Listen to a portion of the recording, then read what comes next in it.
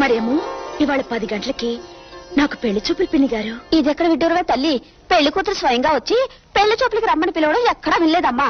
మిమ్మల్ని రమ్మని పిలవడానికి రాలేదు పిన్ని గారు.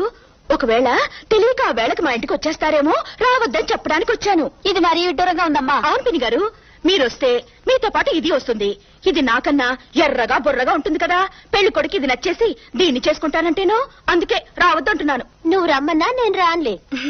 నువ్వు వస్తే ఏం పర్వాలేదనుకో. నీకు రంగుందన్న మాటే గాని నీ మొహంలో నా కళ్ళేది నీకు. పైగా నావి ఆల్చెప్పల్లాగా ఇంతెంత కళ్ళు. చామంచాయ్ అయినా పుష్టిగా ఉంటాను. నేనే నచ్చుతాననుకో. అవునులేవే, నువ్వే నచ్చుతావు, వెళ్ళిరా.